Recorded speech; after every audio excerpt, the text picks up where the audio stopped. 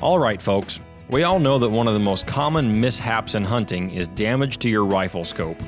Last year, I found the solution to that problem with the Stealthy Hunter rifle cover. It wraps around your scope and actions securely to protect it from getting knocked off of zero or even severely damaged.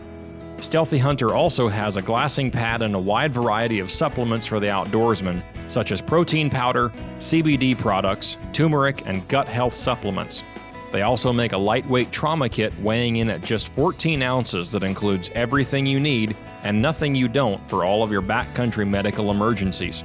To shop all of their equipment and supplements, go to STEALTHYHunter.com and enter the discount code at checkout, The Northern Hunter, to save on your order today. All Stealthy Hunter equipment is proudly made in the USA.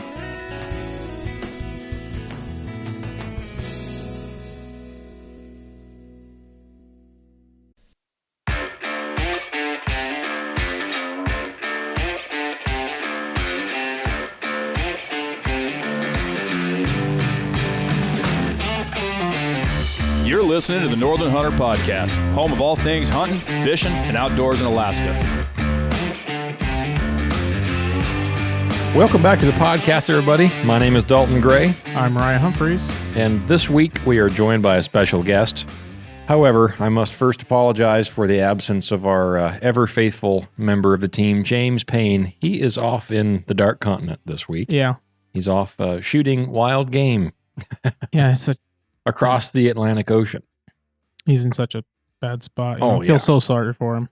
I saw a few photos of him today, and he was in a short-sleeve T-shirt and a hoodie. Oh, yeah. Really? Yep. And then as the day went on, he was posting photos of a dead warthog and an impala. And I'm sure he's just suffering while we're over here and 40 below zero. Yeah. Yeah, he's over there doing the good work. But anyway, so we are joined this week by a special guest, and James will miss this one, and I'm sure he'll regret it. Mm-hmm. But we'll get to that here in just a minute, so we're just going to leave you on the edge about who our guest is. Now, we've had some good guests in the past, so we'll just leave this one out there. If you like the show and you like what we're doing, you can go to thenorthernhunter.com and send us an email if you have any questions or suggestions about the show, future topics that you'd like to hear about, or you can contact us on our social media platforms, Facebook or Instagram at The Northern Hunter. You can send us a private message on there. And the best way to support our show is to like and leave a review and subscribe to the podcast on whatever platform you are listening on. And then you can go to our partners page on our website, thenorthernhunter.com, and shop from any of our partners using the discount codes. Mm-hmm. That helps support us and keep doing what we're doing.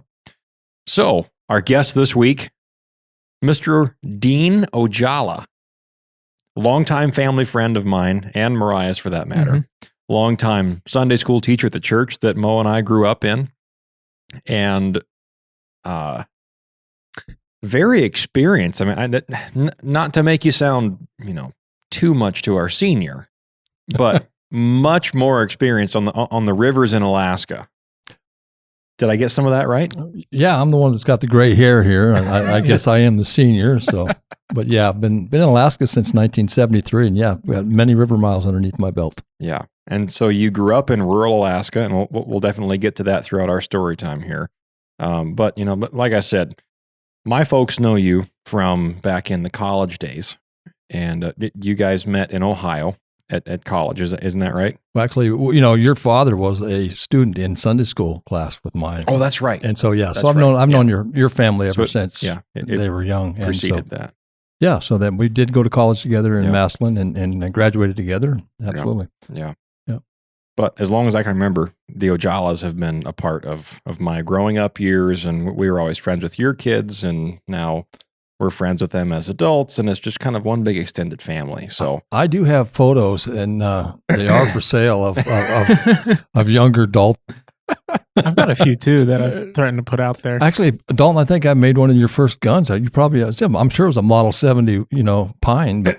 Yeah. I was just going to say that the photos probably include that old, cutout silhouette of a rifle that you probably shipped over to Fiji when I was a young kid. If not, then you gave it to me here, and then we took it back overseas with us. You were at the house, and you and your brother, and actually made two of them and had pistols, I think, with it. You guys, you shot everything underneath the sun in the backyard. Right. It was great. That has been a long time ago. Yes, sir, it has. A long time ago. Well, it's a great Great time to have you on the podcast on this chilly Fairbanks evening. So let's just go ahead and start at the beginning. Just growing up in rural Alaska. Where did this all start for you? Yeah, absolutely. So home before I came to Alaska was in Missoula, Montana. So we grew up there the first 9 years of our life. Then we moved to Alaska in 1973, and we moved to a town called Nenana. And so Nenana was very much, it's just a village on the road system, if you will. And it's absolutely a great place for a young kid to grow up, one that likes to hunt and fish and things like that. Plenty of opportunities there. And used to run dogs. And so when we got to Nenana, we had a logging business, and we did a lot of logging and stuff. And that, that's part of the outdoors as well. But got into dogs and started doing dog racing and things like that. Was doing very well in North America and things like that.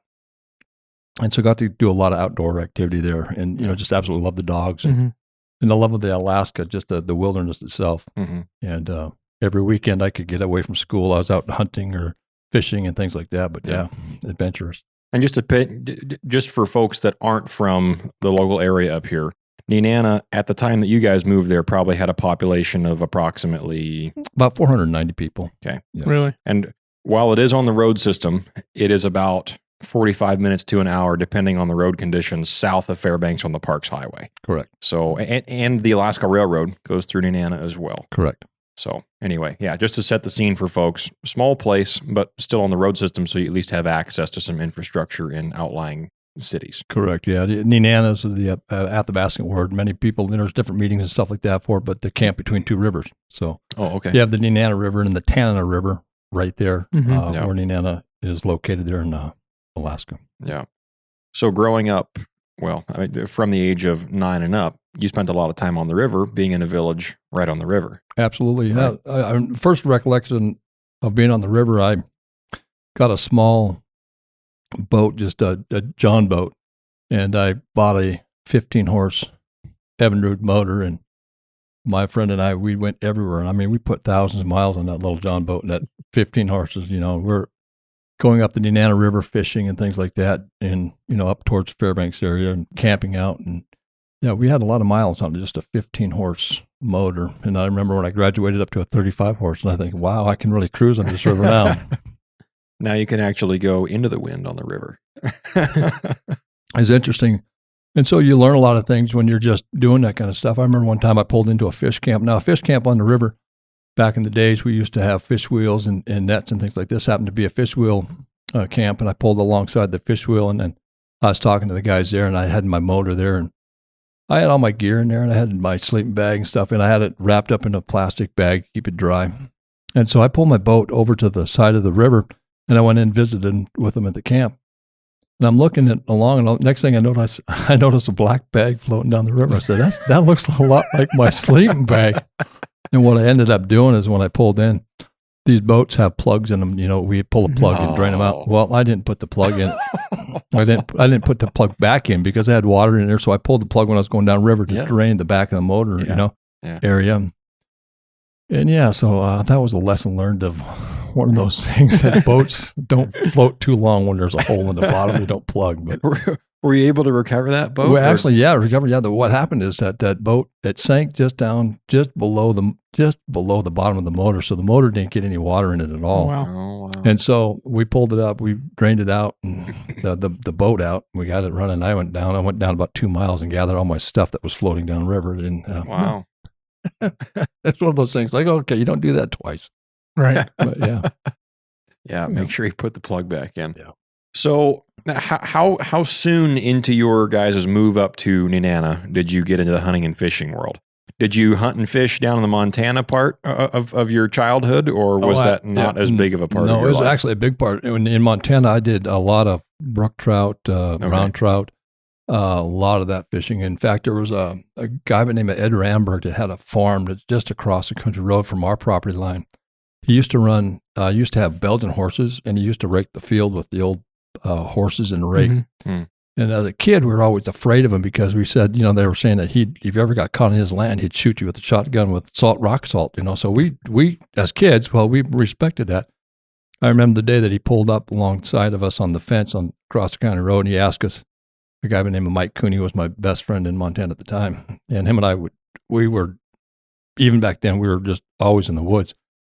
And he goes, you guys want to ride these horses or ride the rake? And, we're both kind of leery about that, but we did. Mm-hmm. And we struck up a friendship there. And if you come out to the house, you'll see his barn on my refrigerator. And he said, if you guys like to fish, you can come fish on my property. Well, he had the best fishing in the state of Montana on his property. And so we'd go out there, and he said, just want you to stop by and show me your fish in case I want one for dinner or breakfast. And so we always did. He never took our fish, but we'd always show him our fish. And there's some nice brook trout that we got off of his property. And we'd be walking back home on the country road, and people would stop. Where did you get those fish from? And we said, well, we got it on, Ed Ramberg's property, but he doesn't let anybody fish there. And you see him pulling, and you try to ask to fish there, and they were escorted out with a proper no. And the funny story is that I went back to Ed Ramberg's about 20 years after we left Montana, and I just wanted to see if it was still there. And surprisingly, he was on his deathbed, and I didn't know that. And his wife answered. His wife's name was Martha. She answered the door, and I'll never forget. I walked into the house, and he knew who I was after 20 years. Goes, Dean Ojala. I still have not let anybody fish on my property since those days. So it's kind of So back in the early days, I was always hunting and fishing and doing things. Yeah.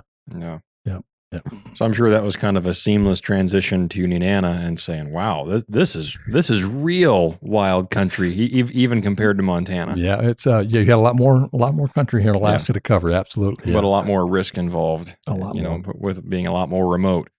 So you probably got into the river country hunting pretty early on in your days in Nenana. I did. And that probably for instance, like leaving the plug out of the boat, you definitely learn the simple things early on. You learn to tie stuff off to your boat, and we'll definitely get a little bit more into that a little bit later. But what was your first hunting trip like in Alaska? Was it a moose hunt, caribou hunt, bear hunt?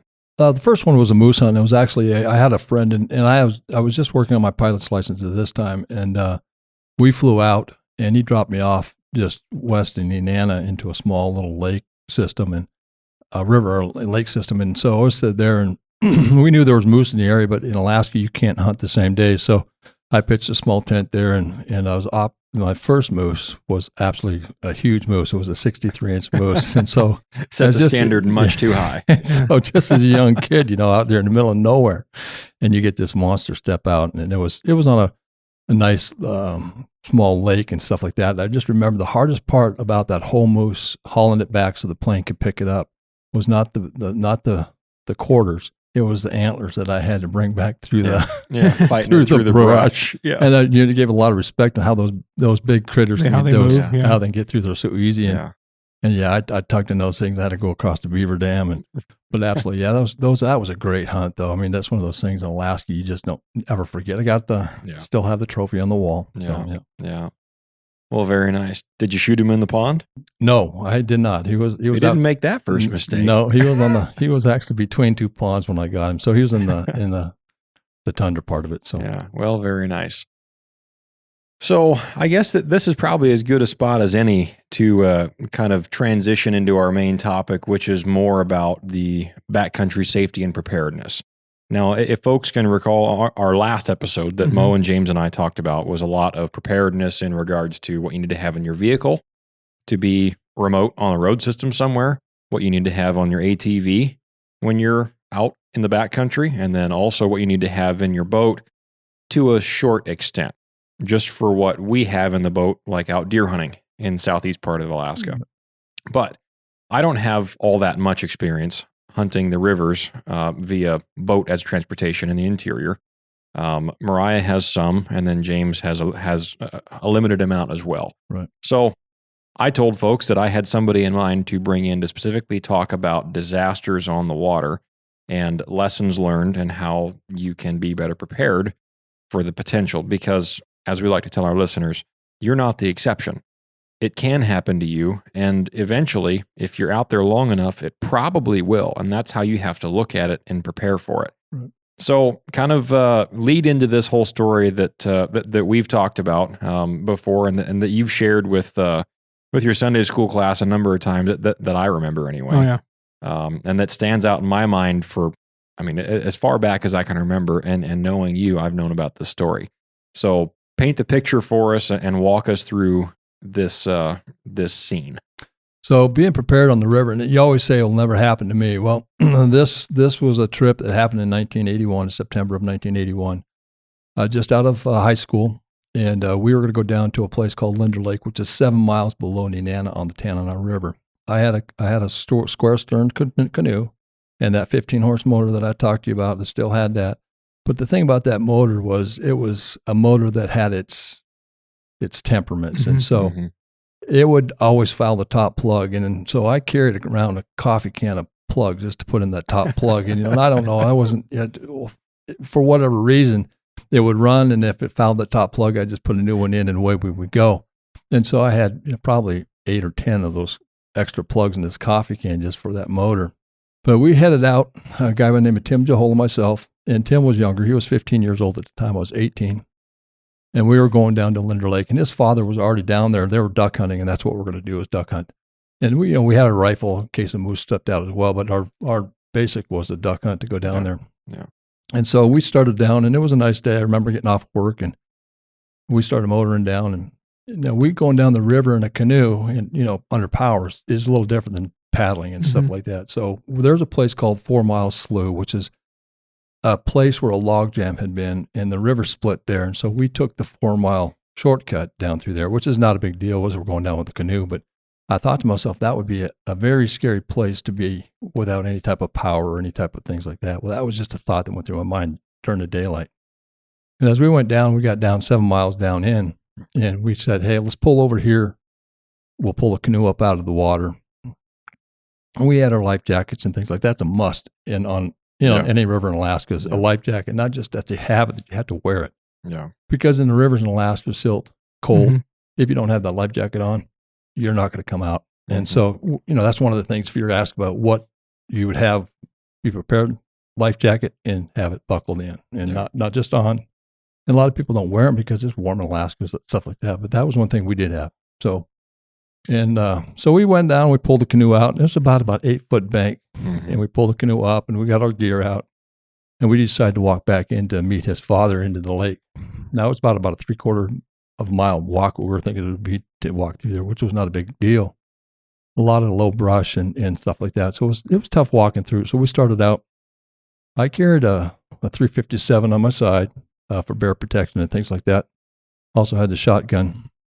And we went in, and we got to 2 swamps, and we thought, well, do we walk around and we'll go through them? And so we just decided we're going to walk through. We had our hip waders and things like that on. They didn't look that too deep. So we went through the first one and just above our knees, and it was a lot easier walking through the swamp than trying to walk through all the willow brush and stuff. So we made it through there up on top of a hill. And why I say hill, it's just a small rise between the 2 swamps. Yeah. And so and this is probably about a half mile into it by now. And so we crossed the second swamp, and it was a little bit larger, but it was probably just below the hip waders at that point. And so we got to thinking. I said, Tim, we should have been to the lake by now. We should probably wonder what we should do. And we left Nenana at like about 6 o'clock at night. And we got down. This is in September 5th. Yeah. So. And it's September, it starts to get dark at night. Probably around 9, 10 o'clock starts to shadow down. And so we're getting to the point where we're about 7:30, 7:45, and I think, we need to figure out what we're going to do. We're either go back and spend the night at the canoe or try to find out where your father's at. So when we made the decision after we crossed the second swamp, well, let's go ahead and sound out some warning shots. So I took my pistol out. And normally when I carry a pistol, a revolver, I always have 5. The empty ones always emptied underneath the chamber. It's just what I was taught. Pulled it out, and we sounded out the 3 warning shots. And we got a report back, and Tim and I argued about which way it came. I said, no, it came from the right. No, it came from the left. And thinking, well, cover up your ears, Tim, and I'm going to do another 3 rounds. And so I loaded the gun full again because I only had 2 left.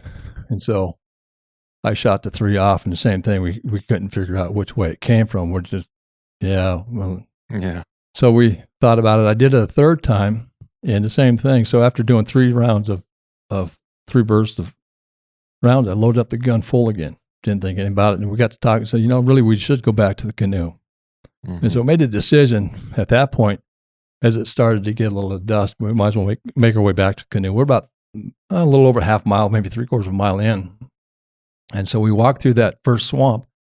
And as I was crawling up out of that swamp, I stepped over a log and I slipped. And when I slipped, by the time I hit the ground, the gun discharged. And I knew immediately at that point I'd shattered both bones in my right leg, completely shattered them. And I was looking at the bottom of my foot. And so I was in a very serious situation at that time. And I told Tim I just got shot. And he was in disbelief. He said, no, get up. And I said, I can't get up. Well, he came back around, and I just remember, and people asked me what it felt like to be shot. And I said, the only thing I can tell you is like having somebody put your leg on a railroad track and hitting it with a sledgehammer and then sticking a hot rod right in the middle of it. And so I just remember looking at the bottom of my foot. It had completely broke and twisted, and I knew it was bad. So I flopped my leg back around. And so you think about what you need when you're in the woods. Well, we weren't prepared with the first aid kit. I just got done doing an EMT basic training. And so I had I knew I was in a serious situation. I knew that I had to splint the leg. And so I straightened the leg out the best I could. I felt down through my hip boot and I could feel bone fragments, and I knew it was bad. So Tim Ojala, 15 years old, I told him, I said, go out and get a couple of splints. I think we're going to have to splint the leg. And I said, we're going to have to stabilize the leg. And so we didn't have anything. So he took his T-shirt and we started stripping his T-shirt out, making, just ribbons out of that. And we packed the wound and we strapped my leg into the splints. And anytime you move my leg, it was pain because of all the nerves and stuff like that. Yeah. And so 15 years old now, we still have another swamp to go through. And by this time it's starting to get pretty dark. And so Tim puts me in his back and we start walking up over that little marshy hill back into the first swamp. And the decision was to go through the swamp. I just remember him walking through there, and I was on his back, and about halfway through, he bent over. And I thought he was going in. I thought, here it is, I'm going to die in a swamp, drowning, And I yelled out, Tim, and he said, quiet, I'm just resting. And so he had to rest while he was in the middle of the swamp. Well, my face is just inches from the water, and same was his. And my legs dangling there. And so we get through that part. By this time, it's pretty dark. So now we're trying to figure out how to get to the canoe, and we are going through the real thick brush. And whereas we're going through the brush, my leg would catch a piece of that brush, and it would just twist around. And it was extruding. Just pain would just go through the whole body, and wow. And so it's one of those things. I said, Tim, you got to keep going to the right, and we walked, and I thought we walked more than 3/4 of a mile. I said, the only thing we can do here is I said, lean up against this tree. And so I stood on my good leg and just kind of grabbed the tree. I said, Tim, go just out 50 yards or so, just hear my voice. And I said, see if you can find the canoe. I said, really, the canoe has got to be right here somewhere. Mm-hmm. And so he walked out there. He must have walked out maybe 20, 30 feet. And he goes, I got the canoe. And so that was, it was just the Lord directing him there. Yeah. And I don't know of those that listen to the podcast. At that point, I was not saved. I was not a religious man to speak of. Yeah. But I was that day. I was crying out to God, anything to save me at that point. It was a foxhole prayer, if you will. Mm-hmm. And so we got to the canoe. He carried me over there and sat me down. And the thing about it is the canoe, we had to pull the canoe up. Yeah. About 8 feet up the bank. About 8 feet up the bank. So he went to let the canoe down, and there was a sweeper there and a sweeper is just a big log that lays into a tree, lays into the water. And he laid that canoe on the upper side of that sweeper, and it turned and it rolled underneath the sweeper. Now the canoe is underneath the log that's in the river, and all he has is the rope holding onto the canoe.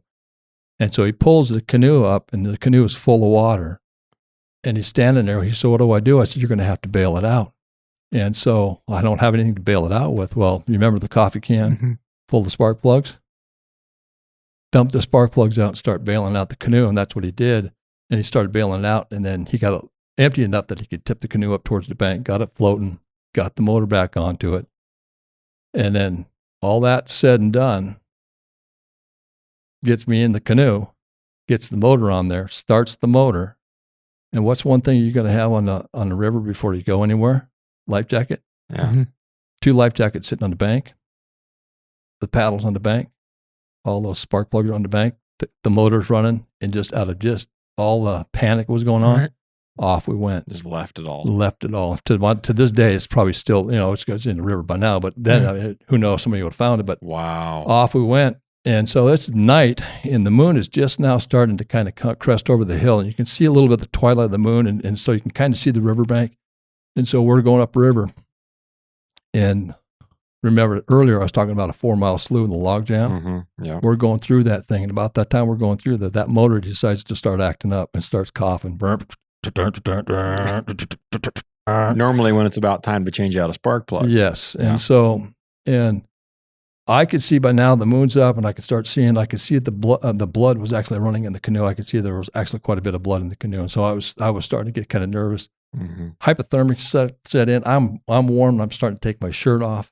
And oh boy. And so I'm sitting in the canoe, and we're coming around that 4-mile slough. And I just looked over the right and looked over the left, and the water, I said, man, that's kind of weird looking water. About that time we hit a sandbar. And motor stops, we hit the sandbar, and then the waves caught the canoe, and we started flowing backwards towards the log jam. That's when I realized no life jacket, no canoe paddle, spark plug. And the motor had never started after you fouled the plug in the front. It would you'd have to change out and start it up. This time it started. First crank, it started up, and off we went, and we got off of that. And so that was, at that point, I'm thinking we're dead at that point. Mm-hmm. And because we're going to swamp into that log jam. Yeah. And we're probably, I don't know, I'm saying maybe 50 yards from the front of that log jam. And that's pretty close when you're in a canoe drifting, right? Yeah. And I couldn't do anything. I'm sitting in the front of the canoe. And so we got going. I told Tim, I said, you're going to want to stay on the south side of the bank. I said, because something happens, you're going to have to go to the south side. The only hope you can go is at that point, you can get to a road system at that point. Yeah. We're still 4 miles from Nenana. And so we continued up that river in the dark, under moonlight, coughing and sputting and things like that. And I just remember coming around the bend, and Nenana has a river, the bridge there's got the railroad bridge and the car bridge. Yeah. And they was lit up, and I'm thinking, man, that's like looking at heaven, if you would, knowing that we're close to civilization. Yeah. And so Tim ran the boat right up on the boat ramp there, and I'm sitting there, and he took off to get help. And this time I can kind of assess the damage, and there is a lot of blood in the canoe. Mm. And so I just remember hearing the sirens, and then I seen the lights, and it just happened to be that they were having a convention there for paramedics. Normally we have just one paramedic in town. There was 4 that night that were there. Oh, wow. And so I just read the police report, not the police report, but the patient report just here a few days ago, and I was just reading what they said about it.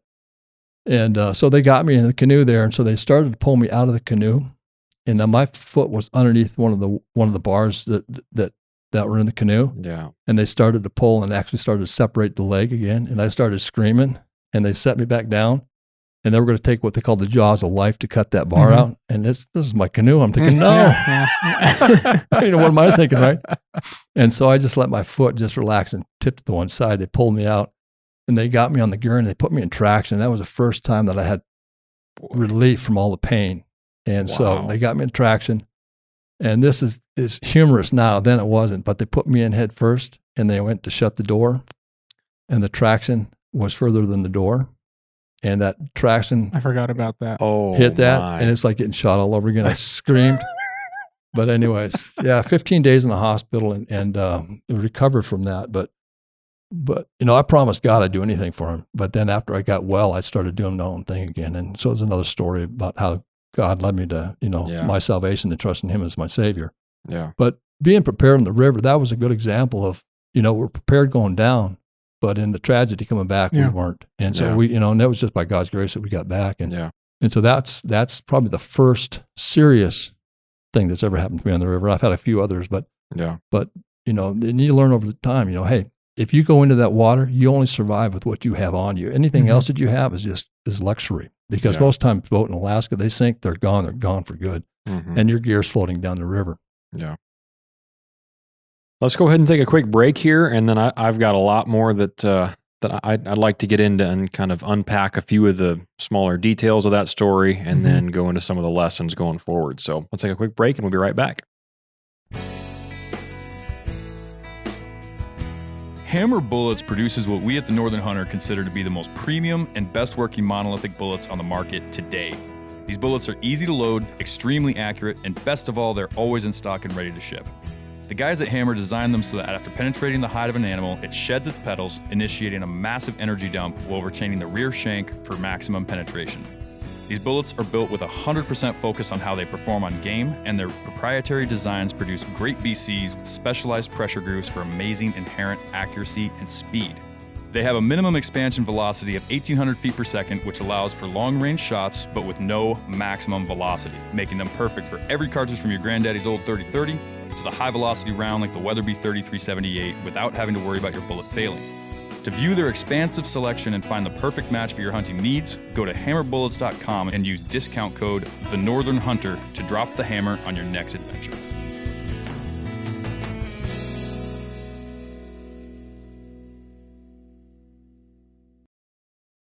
And we're back. So part of the story that interests me the most is the timeline. So let's rewind back a little bit. You and your friend Tim, you got in 3/4 of a mile off the river, left the canoe, and you made it through the 2 swamps, and you fired your 3-shot bursts, trying to locate where it was Tim's dad, you said? Yep, Tim's father. Yep. Where he was posted up and where you guys were going to head in and camp. Correct. And then continue on the duck hunt. Well, from the time that you guys turned around, that was around, what would you say? Probably close to 8 o'clock. Yeah. Probably close to 8 o'clock. So at that point, you've got maybe an hour and a half left of daylight or so. Correct. Somewhere around there. When you get back to in between the 2 swamps where the incident goes down, the accident happens, you get shot.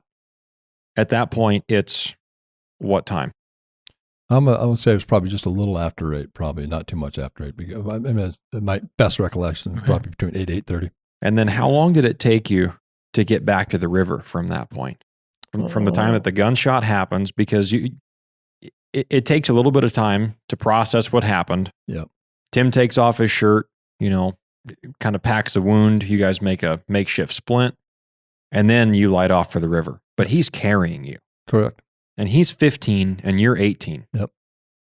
It's a tough 15-year-old. Yeah. Yep. Yeah, he actually got a governor's award for it. Yeah, he was recognized one of 3 of the state. Yeah. Wow. So, wow. Yeah, pretty cool. So just from the time that the shot happened and then getting back to the river, do you have any idea about how long that was? Probably about 45 minutes to an hour. Yeah. Wow. Yeah. So it was, it seemed a lot longer than that, but things just worked real well. And it's just like I said, as our trek back to the river was pretty much a straight line, and we're thinking we should have been there by the time we got there. Mm-hmm. Yeah. And like I said, we walked right out of the canoe. And if you've ever been in Alaska, it's easy to get turned around. Oh, yeah. Try to do it at nighttime when everything's shadows and stuff like that. Yeah. Yeah. So, especially in that moosey country. It's all low. It's not like you've got great landmarks to go off of, if any. Yep. And this is back before Garmin GPSs and InReaches and sat phones and all that. Yep. Correct. So you're just, all right, well, we came in this way. Mm-hmm. Exactly. And you're just following the moose trail that you came in, but now it's dark. Yep. And now you're just looking at what's right in front of you. And then so you make it back into the river. You have the issues with the motor. Tim ended up accidentally rolling the canoe over. To me, that's a shocker that all those spark plugs stayed in the can to begin with. Well, actually, the spark plugs were on the bank when we. Oh, okay. So okay. Yeah, we took everything out of the canoe. The canoe was upside down on the bank. That's why we stored it. And Okay. then when we put the canoe back in, the canoe was empty when he put it in. So after he put the canoe, we had to put the motor on and things like that. But when he was actually lowering it into the river, Empty. It actually caught and swamped underneath the. Wow. Wasn't that similar to what happened with you? With that? With a jet boat? Yeah. No, that was a sweeper that was, we ended up sucking up rocks and then got caught and turned. Okay. I couldn't remember. For some reason I thought you were in like the on river the bank or something. But, and then hit the sweeper and then it caught the leading edge of the boat. but it was still a sweeper. Oh yeah, it was bad. Yeah. Bad deal. We'll get to that later. Okay. That's a different story and lesson that actually, that'll tie in later on. So then you make it back into the river. By this point, by the time Tim gets the canoe bailed out, you're sitting up on the bank, you get in the canoe and then you light off on your way. By that time, it's got to be an hour. Yeah, probably close. I think we ended up getting back to Nenana probably around 10:30 at night. So whatever that time frame is. So a couple hours at least. Yep. at least. Yeah. The fact that you didn't bleed out is a miracle by itself. Yep. So we packed the wound best we could, but I didn't tourniquet at that point. Yeah. I just and I didn't realize in that shock. I knew I was bleeding, but I didn't really know how much blood I'd lost until actually I was in Indiana and I'm looking at the boat and I'm thinking that's not water. It's my blood. So Wow. There's still a trail of DNA through the woods back there, huh? Yep. Probably. Probably made some grizzly bear's day. Yeah. Or ruined his day when he got to the river and realized that you weren't at the end of the blood trail. Yeah, I was not there. Well, that is a fantastic story of, number one, God's hand of protection on you. Yep. That is a fantastic example of why you should be prepared, which leads us into the next thing jump into the next thing. With the 357 revolver you had, that would have been an older model revolver. Correct. Yeah. That did not have any new revolver you buy. Has the new safety. Yep. Has the safety bar. Yep. Transfer bar. Yeah. Correct. Yep. Yeah. So I have two revolvers that are 1920s. Or older. Yeah. And they both have, one's a 22 and one's a 38 Smith & Wesson, which is an old. Oh, I forgot about that. An old caliber. It's got the break top. Yeah. Yeah. And both of them, it's just hammer directly to primer. Yeah. And that's, if you have one of those revolvers, personally, I wouldn't carry it. No. Yeah. That was a long time ago. Yeah. That's what revolvers were back then. That's what they were. Yeah. Right. But if you do plan on carrying a revolver like that, don't carry one with with a round in the chamber that it's resting on. Correct. That way, when you pull the hammer back or you pull the trigger, if it double actions were even around back then. I don't know when the first double action revolver was put into commission. That's what we should know that. Was that a double action revolver or single action? Single action. Single action. Single action. Okay. Yeah. But point being, when you pull that hammer back and cock the pistol, the cylinder rotates, and so it goes on to one with a round in the. Yeah. Back then, you're taught in the chamber. You're taught back then. Unsafe. You don't have one underneath the hammer. And the situation, it'll never happen to me. Well, this is a perfect storm, and I, was intending to shoot another round of warning shots, but didn't, and just holstered it, not realizing, hey, I got 6 in there now. Right. So you just repacked the cylinder and said, well, I might shoot 3 more, so I might need an extra one here, so I'll just put 6 in there, and then just forgot about it. Yep. As we've all done with different things, whether it be handguns or, I'll lock my truck. I'm just getting something out of the back seat, and then you walk into Sportsman's Warehouse and come back out, and I forgot to lock my truck. Good thing nobody figured out that I didn't do that, But just heat of the moment decisions, and you just forget about it. So, did something hit the hammer on your way down? That's all I could think of. I was there a lot of brush here, so I'm thinking on the fall, I probably up against a tree or landed on something, and that's what set it off. Because I tripped pretty good and went backwards. So yeah. Well, even though revolvers and their technology and that transfer bar safety mechanism is there now, people are not as careful as they should be with firearm safety. And I have gotten more upset at people that are experienced hunters than I have with guys that are fresh and green to it, because they're afraid of it. Right. They've just been through hunter's ed or gun safety courses. But people that are familiar with it, it just becomes, whatever, the hammer's not cocked, or there's not one in the chamber, and they muzzle flash you. That's a situation where I'll get a little bit upset at somebody over that, because that's a life or death deal. You bring a good point. So because of being shot, I hunt completely different in the woods. Now, I have a chamber ready to roll, but I usually, when I'm walking, I do not have one chambered on safety, even in my rifles to this day, because I don't want to either shoot my friend in the back or trip and have something go wrong. So it doesn't take long to chamber it in. Now, if I'm sitting in where there's bear country, things like that, complete different story, but complete different setting. So, but if I'm sitting watching for moose, I might have my gun ready to roll at that point. But if I'm walking with that thing, it's complete. For me, I don't trust safeties because of what happened to me. Yeah, I understand. So, Well, and to kind of second off of that point, right around that time period, if not right then soon thereafter, was when Remington had a bunch of safety problems with their 700 series rifles. Yep. They had safety problems, and guys were getting killed because the guns would just randomly go off as you close the bolt on a loaded chamber. even if the gun was unsafe. Right. And that ended up in multiple lawsuits. Actually, my brother and dad were out caribou hunting with an old friend of ours out in the 40-mile country probably 5 or 6 years ago. And they were posted up on a glass and knob just looking for moose. And, but because they were stationary and kind of overlooking a spot that there might be a moose there, right? They're not walking, they're not riding anywhere. Uh-huh. So he's just laying there, and my dad made a suggestion. He said, you might just want to go ahead and chamber one up just in case a bull steps out in the valley here below us. So Caleb chambered the rifle, and I believe it was a Thompson Center 308. And he chambered the gun, and as he closed the bolt, it went off.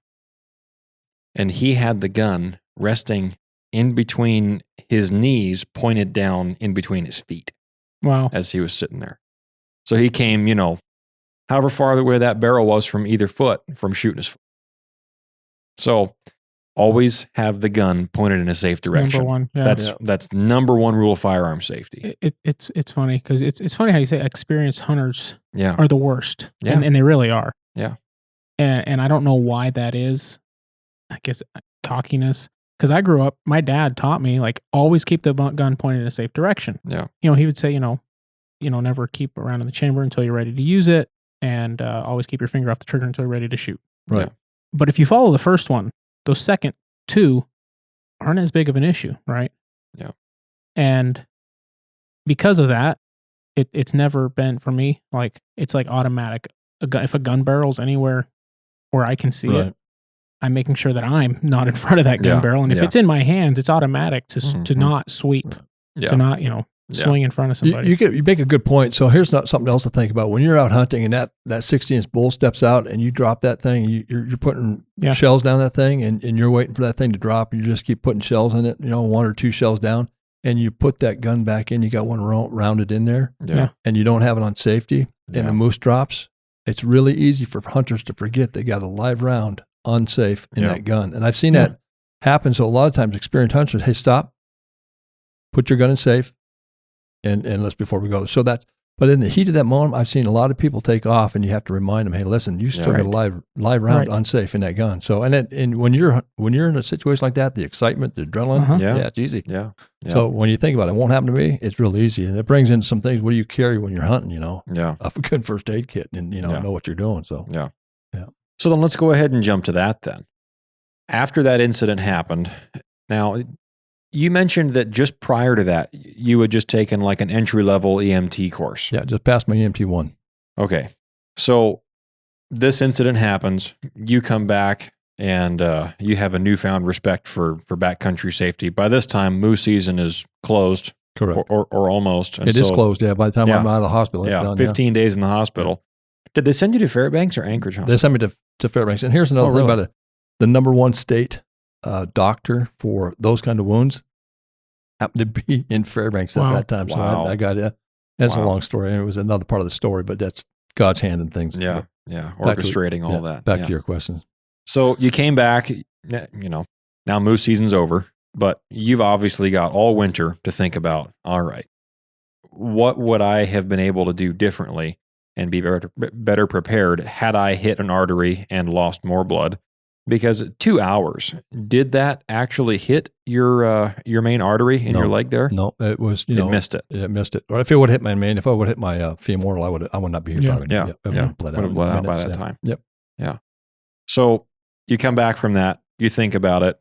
Do you take more first aid type of classes after that? So here's what I tell people is one is that, yes, know your first aid, CPR, things like that, because you just never know, and that's important. The other thing is that I pack with me is I pack a very compact but very deliberate first aid kit when I go. And it goes with me everywhere, and it's tethered into the boat. And believe it or not, I've had to use it. Mm-hmm. And so some of the things that are in there is I have super glue, right? So I've had to use super glue before on a very serious knife wound.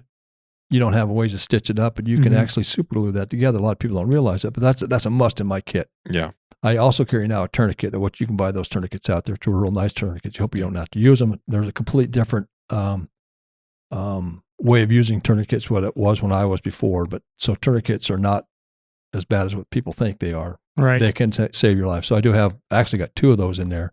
Another thing that I carry with me is when you're out hunting, most people have campfires. Mm-hmm. Well, I had another friend of mine, we were out hunting, and we shot a moose, and we lit the campfire nighttime. And next thing I know, that I go to the campfire, and my friend has got about the size of a grapefruit on the back of his calf, second-degree burn from the campfire. His pants lit out, and you wouldn't think it, and it wouldn't happen. We're talking like it was, I don't know if it was mosquito repellent on the pants or what. It burned him pretty good. And he was just standing too close, and it just he just caught his pants on fire. The thing about it is that when we camp, we put our kitchen, if you will, about 50 yards from our tent. And that's on purpose. You know, if some bear comes in, we have time to react. Yeah. And so I said, I'm going to go make some tea. I went back to the camp. I left the campfire, went over to the kitchen, made some tea. Well, I noticed the flashlight kind of jumping around. I didn't think nothing about it.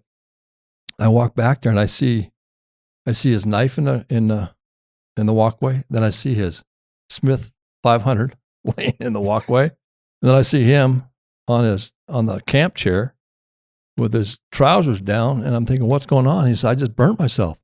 And so he had to roll around to get the pants to go to quit burning. That's why his stuff was on the ground, because he was stop, drop, and rolling. Yeah, that's exactly what it was. And so that first aid kit that I pack, like I said, it's deliberately packed. That actually saved him from having skin grafts on his leg later. Nighttime again. This is another canoe trip. We're in the middle of nowhere, in the middle of Alaska. I brought the burn kit out, and we treated that burn not only just on his calf, but also down by his ankle. And it was very serious. So nothing we could do. I sat phone the next morning. I called my wife and said, hey, we're fine, but this is what I need you to do. I need you to get the gang together. We're going to take the canoes upriver. It's going to be 4:00 before we get there. And this is what I need. And so having what you talk about, being prepared, one is a first aid kit, know how to use it, and know what you're going to carry with it. And that's not a very big first aid kit. It's in a small Pelican pack. Yep. That's a must for me anywhere. Next is your communications. You talk about communications. You know, we have now Garmins and things like that. I carry a Garmin, and it's always tethered to me, whether I'm hunting or whether I'm in the boat. It's with me, because you don't know if you have a problem. You trip. Now in Alaska, we have tussocks. Yeah. And you can easily break or even sprain an ankle, and you're out there in the middle of nowhere. What are you going to do, right? And you try to find somebody, you're not going to. Good luck. Yeah. So there's some things. I mean, I could tell you all kinds of things to carry, and this is just from experience, right? And so because of back to when I got shot, that's when I started changing my behavior and what I carry in my first aid kit. Never thought of it before, but it's absolutely must. And there's another thing about communication. Another story is that I got back then it was a Loran radio. And so use it in case you need it. Well, I got in a situation where I needed to use it, but I didn't know how to use it because I thought it was self-explanatory. And so it wasn't working. And so it didn't do me a bit of good. I had this expensive piece of equipment back then, but didn't know how to use it because I didn't take the time to see how it worked and prepared myself. So I tell other people now, hey, when you take a sat phone out, make calls before you go. Yeah, test it before you go. Because that's also happened to me, is that my subscription has lapsed and you can't get out. Yeah. Well, on all those Garmin InReach devices, they have a test option on your home screen. You can scroll over to your settings page, and right next to the settings button, usually there is a test, and you can send a test message to one of your emergency contacts, or even to your own cell phone number, and that way you know that before you leave, that's still got an active subscription. Yeah. The last thing you want to do is, like you said, get out there and, oh man, say it's a good situation, but you need help. I shot a moose in the middle of the pond. I need you to bring out my chainsaw winch. Yeah. Well. Yeah, send a message and you're wondering 6 hours later, man, how come nobody's responded yet? Well, they didn't get it. No, I it's what I do with my InReach. Now I'm the tech guy, right? Yeah. I love technology. I'm always carrying more than anybody else. Wherever I go, whatever I'm doing, I always have more technology than anybody else has with me. And I use it too. You can testify to that. Yeah. But even with my InReach, I don't just use their test feature. I text it. I use a test feature, right? Yep. I make sure everything's working. I text from my phone to the InReach. I just double check everything. I'll text somebody else with my InReach. Yeah. just every time before I go, I'm always checking online, make sure everything looks good online. Yeah. Because I don't know why Garmin does this. I would like to lodge a formal complaint now. But if your billing subscription, if your billing lapses, if your subscription lapses because you change credit cards or whatever it is, and you do not re-up it in a month or two, they will completely close your account. And you actually have to email them for them to even open it back up for you to get back in to put in a new credit card number. You been there? Yeah. Yeah, it sucks. So you can't just sign back in and change cards. No. You can within the first month or two, but once it's been a month or two, they will completely shut it down. So if it's been like January, February, and you're not using that inReach, and you don't see that that's happening, and then you get to spring bear season and you're on the river in May. Yeah. Been there. Really? So I'm using my inReach, and I can't do it for that very same reason you just described, Mariah. I was in that, couldn't do it. I happen to have a sat phone, so I called my sat phone, and I had to do everything on the sat phone to get my inReach going. But if I didn't have the sat phone going, I would. Yeah. I mean, because I didn't test it, and I've had sat phones go bad in Alaska. I don't care what you say, but they do not work like everybody thinks they do. I mean, they're hit and miss. But that is again making sure your inReach works. And now you're like, I'm with you. I'm usually carrying two ways of communication with me. So actually, just to piggyback off that radio story, VHF radios are pretty common for the guide world.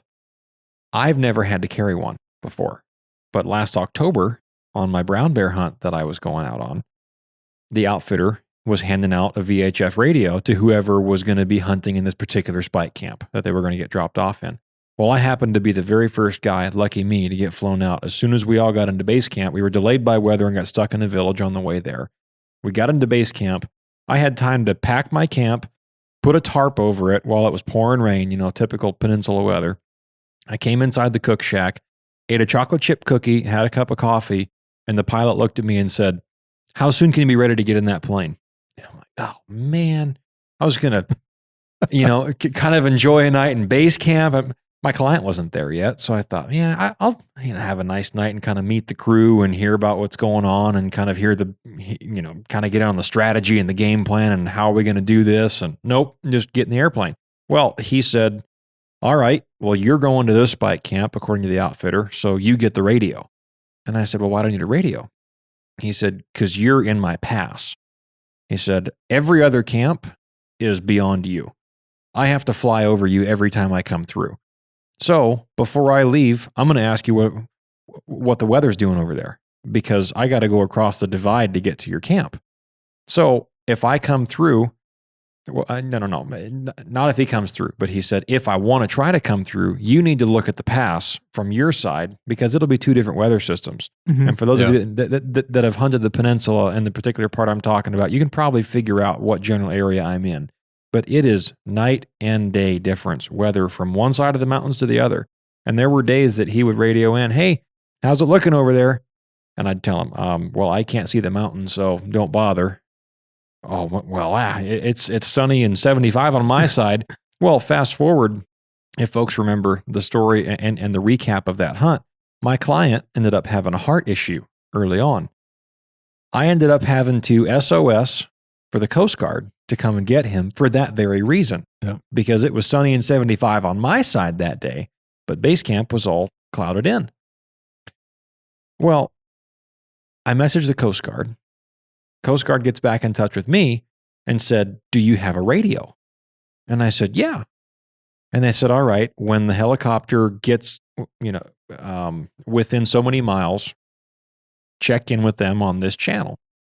And I said, well, approximately what time frame should I be looking at when they should be within radio range? Well, it turns out this VHF radio was brand new to me. Uh-huh. And I could not get it to go to that channel. I saw that coming.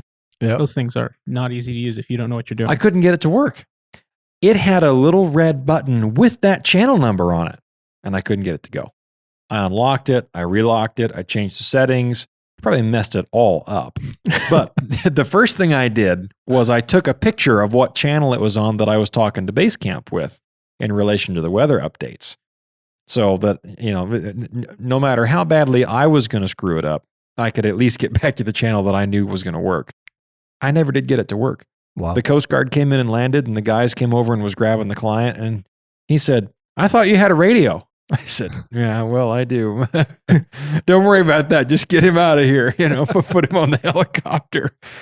But so my advice there is, if you're guiding in Alaska and you need to have a VHF radio, ask your outfitter about that. Don't just show up and use one that you don't know how to use. Absolutely. Buy one and learn how to use it.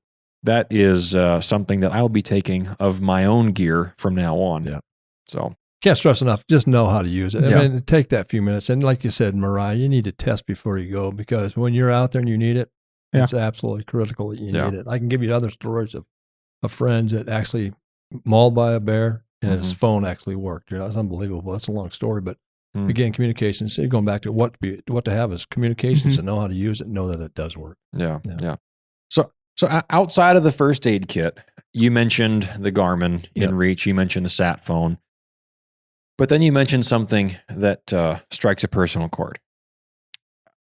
I have alluded a little bit in the past to an incident that happened with myself and another person that will remain anonymous. We were out on the river moose hunting, and it was a skinny river, tight quarters. We were in a shallow running jet boat, for all intents and purposes, a fairly high performance boat. Compared to what I'm usually in, this thing could move and it could get through shallow water. So we had pushed way out into some really untouched area. To put it lightly, we were passing dead airboats on the way into the spot. Yep. Airboats that would try to make it up on the grass banks, not have enough gusto to get up there, and then they would swamp the back end of it. I think I counted at least 3 dead airboats on the way up that river. At least 3. I've watched airboats do all kinds of crazy stuff. And they can do it if you know how to work them. Yeah, there's a lot to it. Yeah. So anyway, point being, we were way out in the middle of nowhere, and we encountered a sweeper, which, like you said, is a log that's in the water, but is stuck there. It's not floating. It's stationary. And sometimes sweepers, you can see them when you're coming around the corner. Sometimes you can't. Well, we came around the corner and saw one, and it was right in the corner of the river with a massive log jam. But we could see that there was a little bit of kind of a little smooth wave. It was like a little bump in the water. So we got out. There was plenty of gravel bar right there downstream of it. We got out, took a look at it, and the other fellow that I was with, whose boat it was, said, all right, grab your gear out of the bow.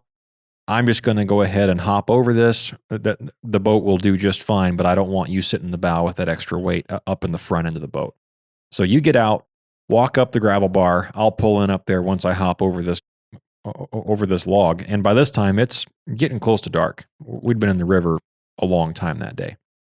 He pops over the sweeper, no big deal. And when I say sweeper, this is an old tree with most of the bark worn off of it.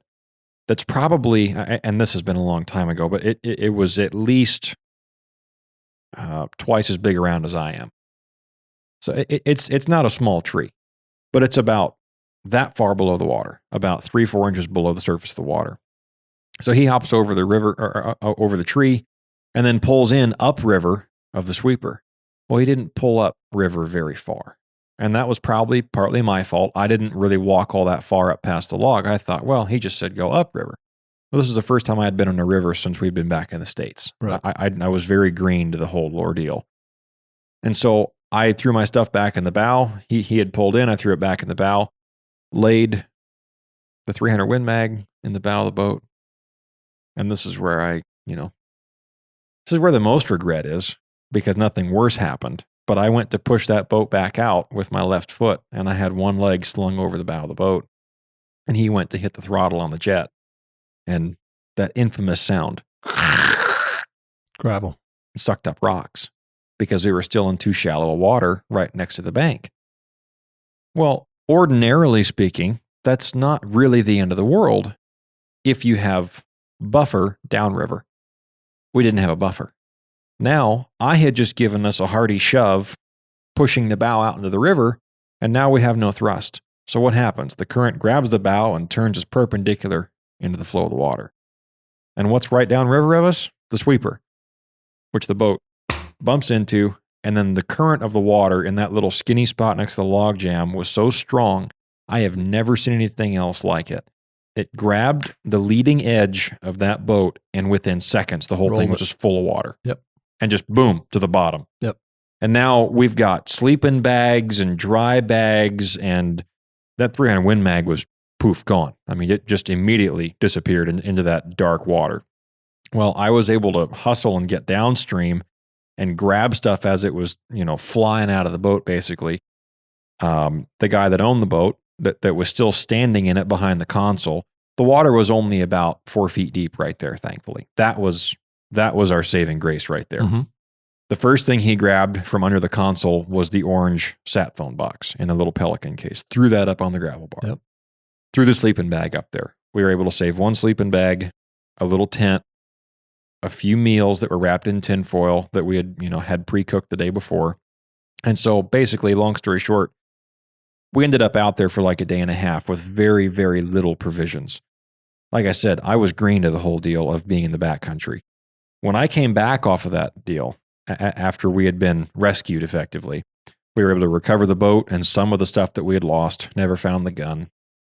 We got back into town, and I saw you at church. Either the day of or the day after, I saw you at church. And you'd heard about it, obviously, because my dad had been called as part of the rescue team to go out in the rescue boat to come up and find us. And the first thing you said to me was,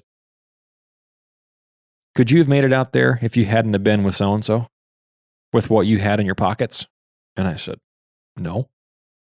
Didn't really think much of it. And you said, you need to have what you need to survive on your person when you're in a boat. Yep. And I've never forgotten that. So you mentioned that earlier in the podcast about always having survival items on your person. What does that look like for Mr. Ojala? So for me, first thing is, let's just talk about Alaska rivers. They're glacier fed. And so you go into those, that water. It's not like going into the water in the States where it's 70 degrees. We're talking 40-degree water or even colder. Yeah. And you get in that water, first thing it's going to do is going to be your body temperature starts to drop. Your hands get stiff. Everything gets stiff. Mm-hmm. And one of the things you're going to have to do is get warm. You're going to start a fire, right? So the first thing I have is something to start a fire with. And my boys, I do this all the time. I'll be on the water and I'll just pull over and say, hey, we just swamped the boat. Start me a fire with what you have on you. And a lot of times they don't have it on them. And so over the years, I've learned a lot of things about what I carry. I used to carry a Bic lighter. Here's a trick. Go out there and put that Bic lighter into a bowl of ice water. Hold your hand in it for about 10 to 15 minutes and then try to see if that Bic lighter is going to work for you. It's not going to happen. You're not going to get the thing to strike.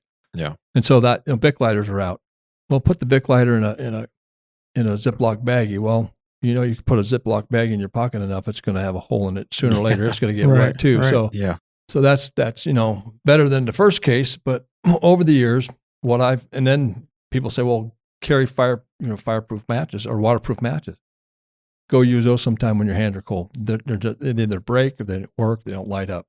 Mm-hmm. And so what I found, and this is something that was passed to me, I like to say it's my idea, but it's not. It's passed to me from knowledge from experienced hunters, is I carry around with me a small container that you can buy at any sporting shop store. It's just an orange container. It's got ribs on it, waterproof, but you can put waterproof matches in it, what they're called for. But I don't do that. I put cotton balls in it, and then I fill it full of baby oil, just as many cotton balls as I can, just as much baby oil as I can, and let that soak. And I carry that with me. And the other thing I carry with me is a flint, as something that will create a spark. And so I can always create a spark off of a flint. I don't care how cold your hands are, you can get that to spark. Right. And so I'll take a cotton ball out and I'll fluff that cotton ball up and then I'll set it down and I'll spark it. And that cotton ball will burn for anywhere from 2.5 to 4 minutes. Mm-hmm. And it burns quite a while. And so I usually have 10 of them in there. And you can usually get a fire going with that. And and then you get your hands start warming up. But so that's one thing that I carry, and my boys know it, is that I have a container that has the cotton balls you can use Vaseline or I use baby oil in that case. Yeah.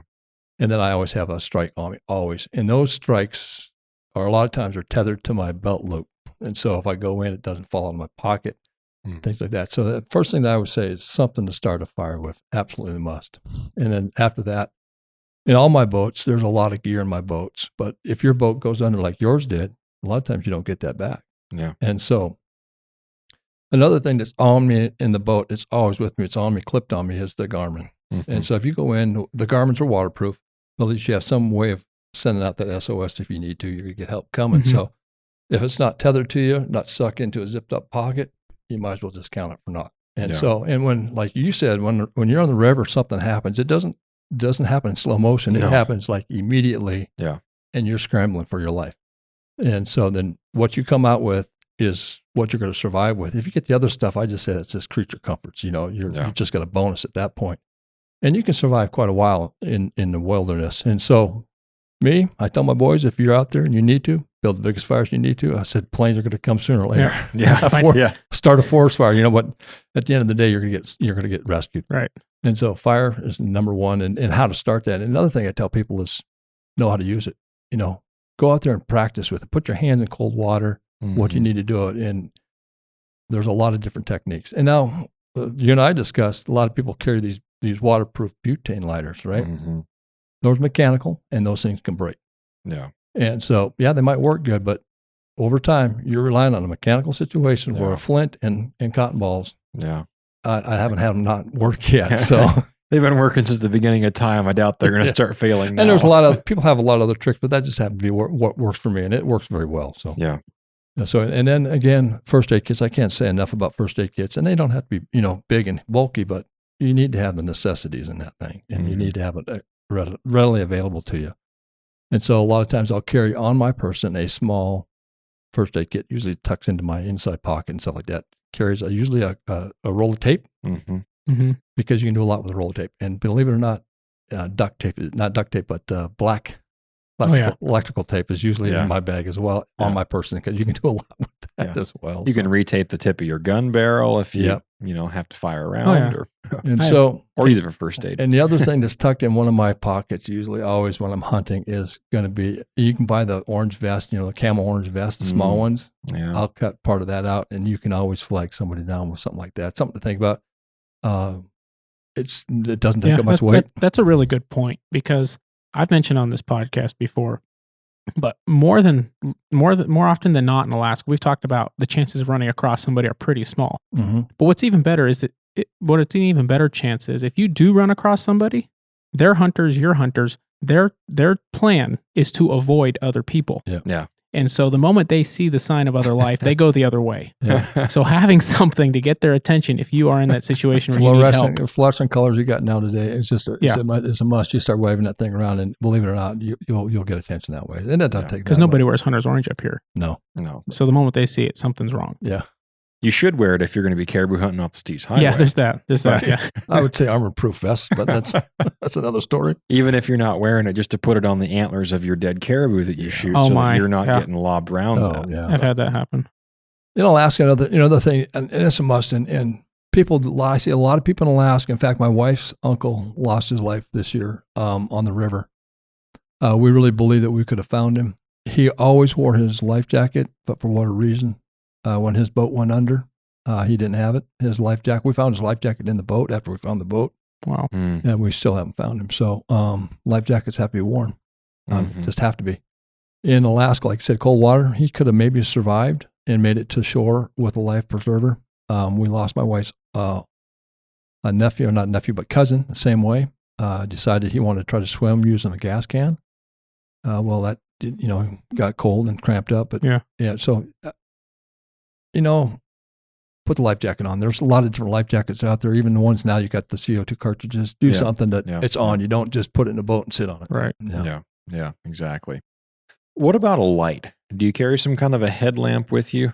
I carry quite a few lights, and there's a lot of good ones out there. The bright halogen lights and things like that. Even the LED lights out there. So I usually have two on me at all times. Okay. Yeah. And so if I don't have two, I usually definitely have spare batteries. And I got friends that have been out in the wintertime, no light, and they had to feel their way back on the trail. Believe it or not, someone we know is a trapper here in Alaska. And I learned that lesson from him, is that a light, spare batteries, and then use those. Is this the guy? I think he said something like you can walk a lot further in a day than you can ride in 20 minutes on a snow machine. Yep. Yeah. No. Other way around. Yeah, the way of it. You can ride a lot. That's right. You can ride a lot further in 20 minutes on a snow machine than you can walk. Yeah, I got good catch there. No, so that was a lesson. That's lessons learned from other people. It's like carrying in his and now they're fairly small and fairly bright. I mean, right? This flashlight right here, I like to show it off because it's awesome. But it's a Fenix E35R. Yep. It is at its brightest is 3100 lumens. And on that brightness setting, it will last 2.5 hours. I have tested it. I set it up at deer camp, hung it up on a log, and left it on full brightness for well over an hour while we skinned our deer. It didn't even start to dim. And you also have the strobe on that one, Drew, correct? Yep. And so that you hold, there you go. Yep. And that's another way to get people's attention. That's just But it'll even run, in daytime. This thing will run 30, 40 hours on its lowest setting, which is like 400 lumens. Yeah. Which is basically all you need for most practical uses.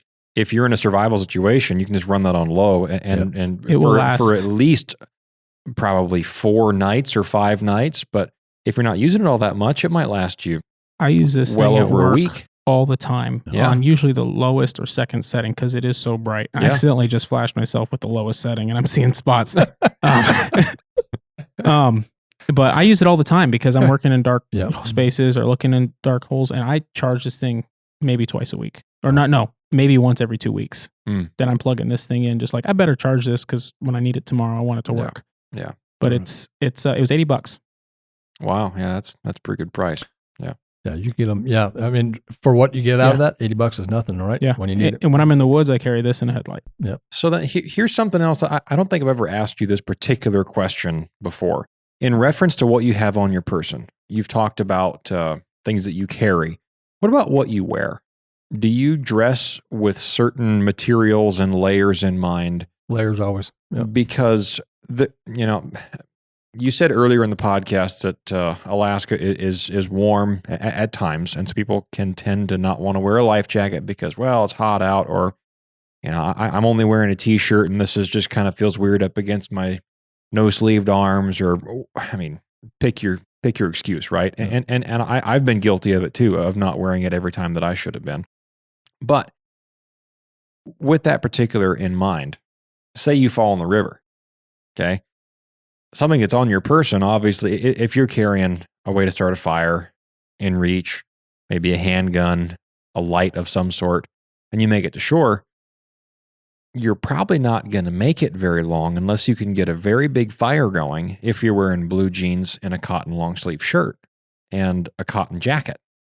So talk about maybe some of the materials that you should or shouldn't be considering wearing. So a lot of times, you're a good point. So, and again, Alaska rivers, a lot of interior Alaska rivers are silt, and silt will pack in wool. I mean, it'll pack it hard. Wool's good out in the woods, but you fall in the river, it's a little bit different. Yeah. Usually a lot of times layers. And so if you pack layers, and even though you're wet, wool will keep you warm, but you get that off. So a lot of lighter layers, ones that dry out quick, usually under layers, because you can start a fire, get those things. You can pretty much hand dry those things. You wave them in the air, right? And believe it or not, you get a fire going. You can survive until your other clothes get warm. So yeah. And another thing, Alaska in the summertime, mosquitoes. I can't stress enough. You're not going to. A lot of people. I'm not going to carry bug spray with me, but one of my layers is a bug repellent.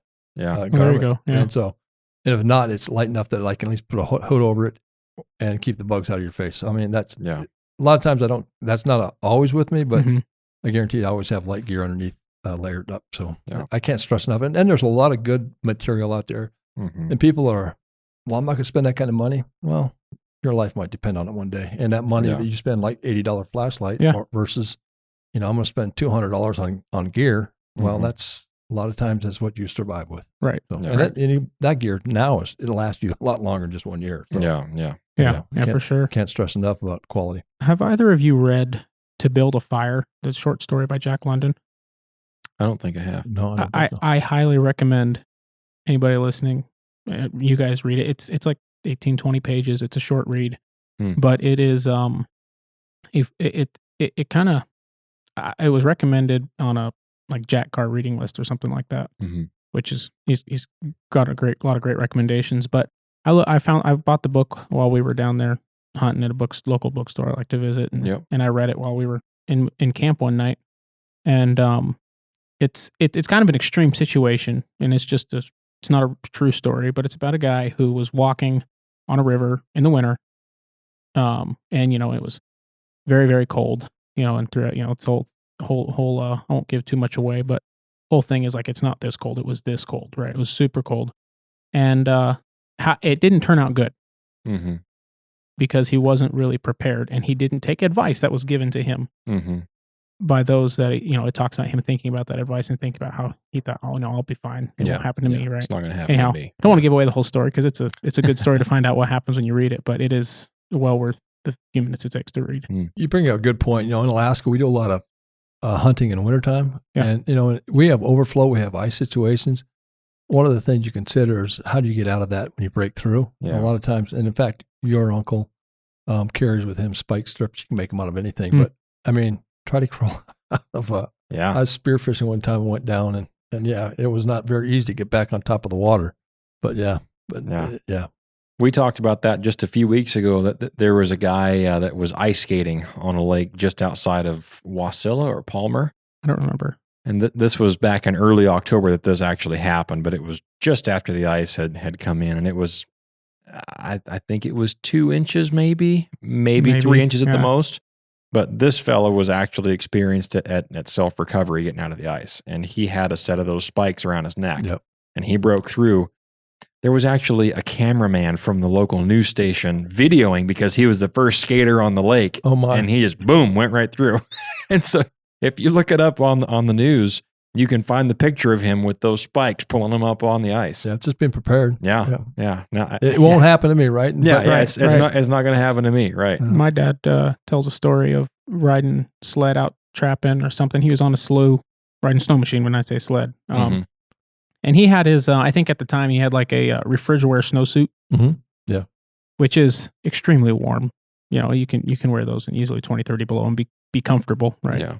But he was out riding and he got off his sled and was walking. I think, may have walked by a beaver dam or something where the beaver will thin the ice out. And there's unlike most other spots in rivers and lakes, there's no indication that that's happened around a beaver dam. You don't know where that's at.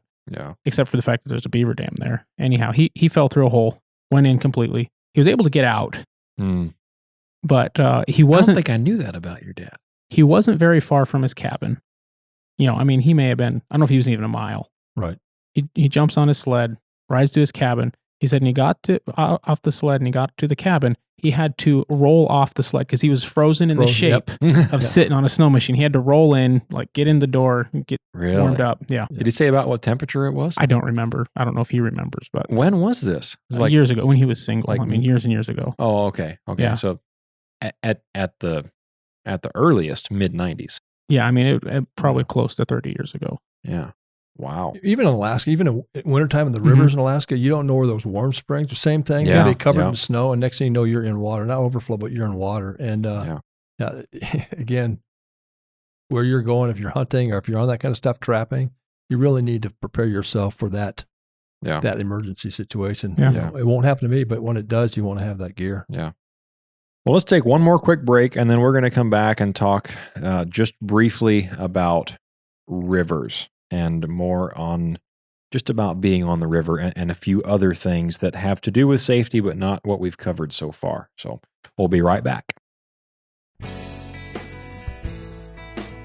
All right, folks. We all know that one of the most common mishaps in hunting is damage to your rifle scope. Last year, I found the solution to that problem with the Stealthy Hunter rifle cover. It wraps around your scope and actions securely to protect it from getting knocked off of zero or even severely damaged. Stealthy Hunter also has a glassing pad and a wide variety of supplements for the outdoorsman, such as protein powder, CBD products, turmeric, and gut health supplements. They also make a lightweight trauma kit weighing in at just 14 ounces that includes everything you need and nothing you don't for all of your backcountry medical emergencies. To shop all of their equipment and supplements, go to StealthyHunter.com and enter the discount code at checkout, The Northern Hunter, to save on your order today. All Stealthy Hunter equipment is proudly made in the USA.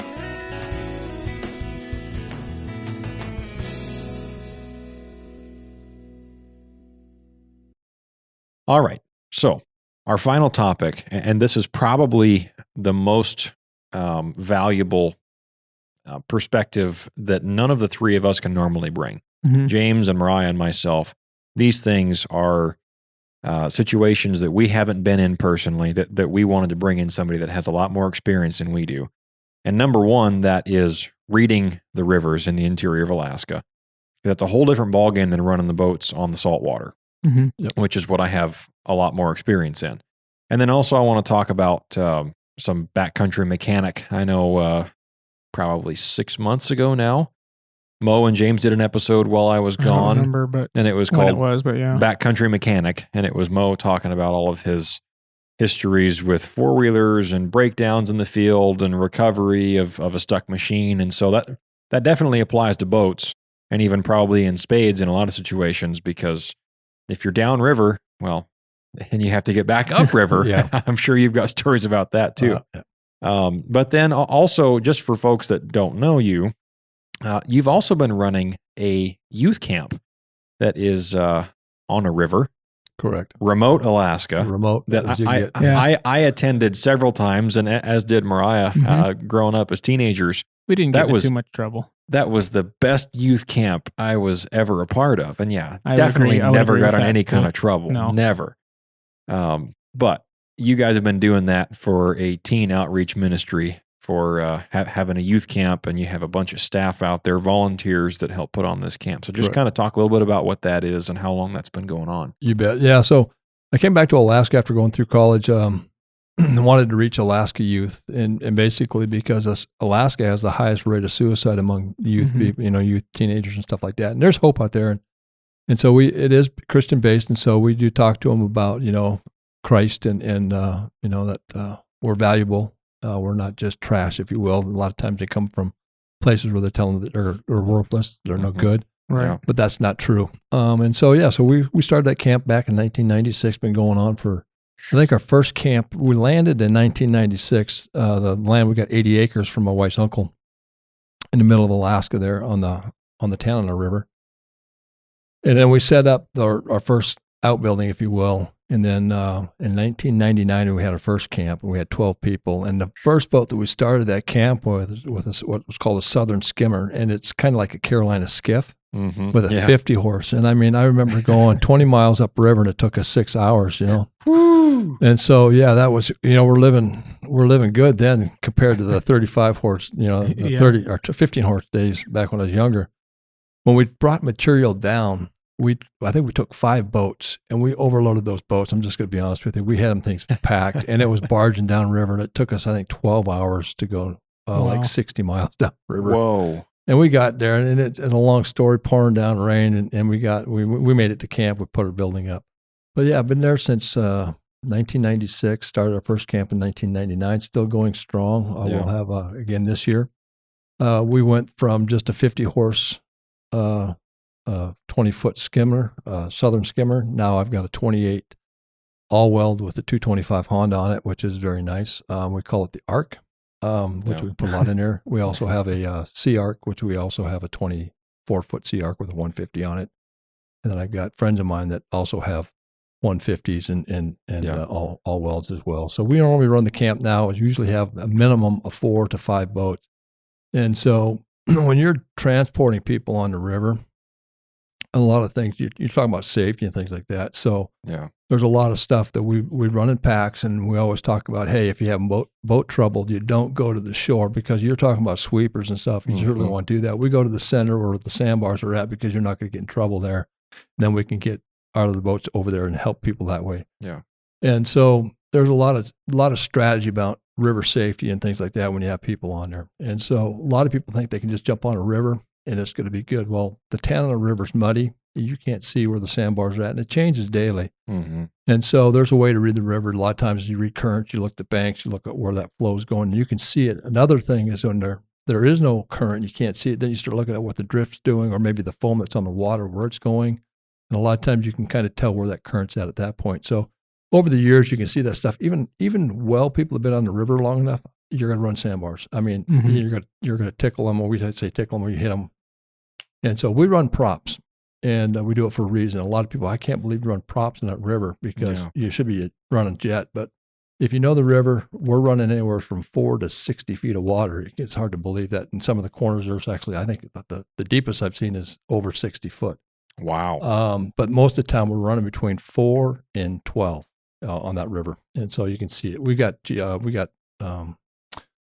depth finders now, depth finder, and it just tells you when you're about ready to hit. It doesn't keep you off there, right? If the numbers get too low, just brace for impact. So they're like, go back. Let's talk a little bit about that. So if we do break down, I tell people on my boat, if we break down and we start to drift, I don't want the bow of the boat going down river. I want the bow always facing up. I want the back of the bow. I want the back of the boat to hit the bank. I want the rake of the boat looking up river. And they're like, why?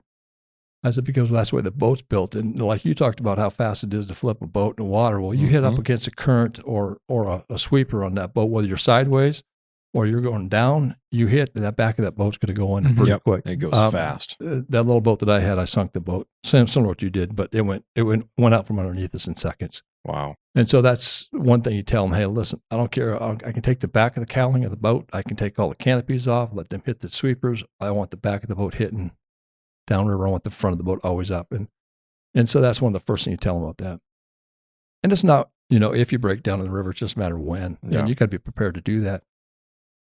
So I used to run jet boats. I had a big jet boat at one time, and they were heavy. It was a heavy boat. But I wouldn't leave without having a come along, and I had 150 feet of quarter-inch cable that I kept in the boat. And we were headed down to the camp, and a friend of mine was, well, let's go, Dean. I said, I'm not leaving until I find my cable. I need that cable in the boat before we go. Well, let's just go. We're wasting time. Well, it took me about an hour to find my cable. Found the cable, put it in the boat.